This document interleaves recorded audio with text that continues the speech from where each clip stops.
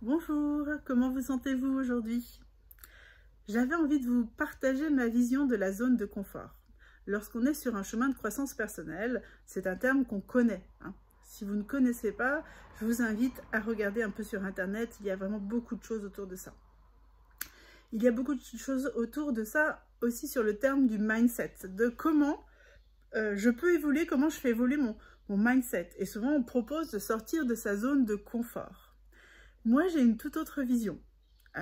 Parce que toute ma vie, j'ai eu l'impression d'être hors de la zone de confort. Donc dans ma tête, je me disais, oh là là, bon bah j'y suis, j'ose aller au-delà, tout ça. Mais en fait, il y avait une part de moi aussi qui avait envie d'être en zone de confort. C'est agréable d'être aussi en zone de confort. Des fois, il faut se foutre la paix, on ne peut pas être tout le temps en dehors de la zone de confort. Donc ça, c'est important d'entendre. Si le terme classique de la zone de confort vous parle, pensez que parfois, il faut être aussi en zone de confort pour se poser et digérer tout ce qu'on a expérimenté en dehors de la zone de confort. Donc pour moi, c'est un va-et-vient. Mais j'avais envie, comme vous pouvez le savoir, c'est que moi, j'aime bien poser un regard différent sur les choses, c'est de me dire, mais en fait, est-ce que au quotidien, je suis dans ma zone de confort? Parce que comme moi, j'aime bien aussi ce côté cocon, que j'aime bien avoir du confort, en fait. Est-ce que finalement, on ne pourrait pas regarder cette histoire de zone de confort à l'inverse? Se dire qu'au quotidien, on est en zone d'inconfort, soit parce que on n'est pas là où on devrait être, parce qu'on ne se connaît pas assez, on n'a pas encore trouvé son chemin intérieur et comment on a envie de le vivre à l'extérieur, soit parce qu'il nous manque des connaissances de nous-mêmes, des outils pour aller là où on veut aller, dans nos objectifs. Ben ouais, ok, j'ai envie d'aller là, ok, qu'est-ce que j'ai comme plus? Et déjà les outils, et quel outil me manque pour aller là où j'ai envie? Et en fait, je me dis, bah, et si on tendait plutôt à aller dans sa zone de confort, qui n'est pas une zone où on va être confortable, mais où c'est facile pour nous à faire les choses. Voilà. Et moi, je me rends compte que j'ai toujours été à la recherche de ma zone confortable pour moi.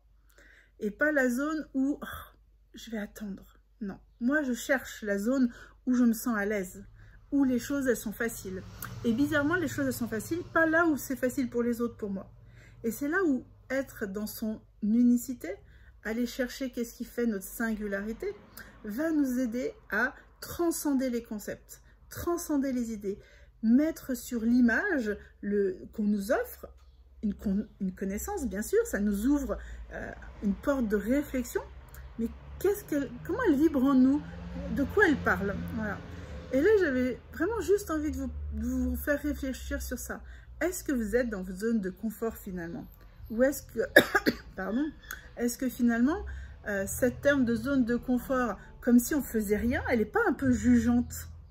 Moi, je la trouve lourde. J'aime pas les choses qui jugent, j'aime pas les étiquettes, j'aime pas les normes.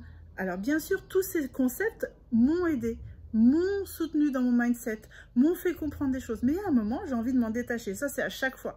Quand j'ai pris conscience de ma sensibilité, j'ai adoré, puis après je me suis dit bah, je vais en sortir parce qu'en fait c'est encore enfermant, c'est pas assez grand en vision.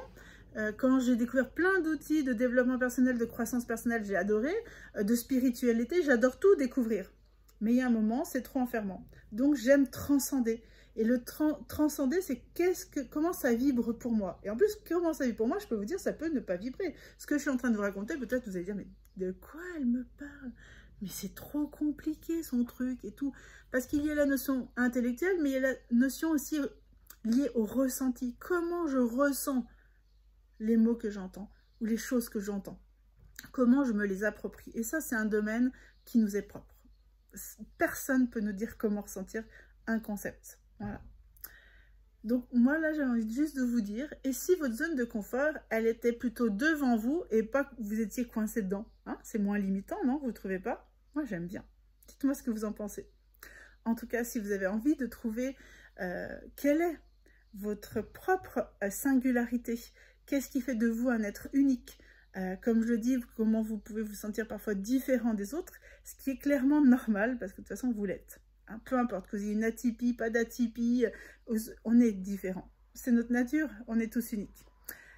Mais que vous avez envie d'aller plus loin dans cette réflexion envers vous-même, regardez un peu sur mon site tout ce que je propose, mes accompagnements, les vidéos, les parcours. Il y a vraiment déjà des ressources.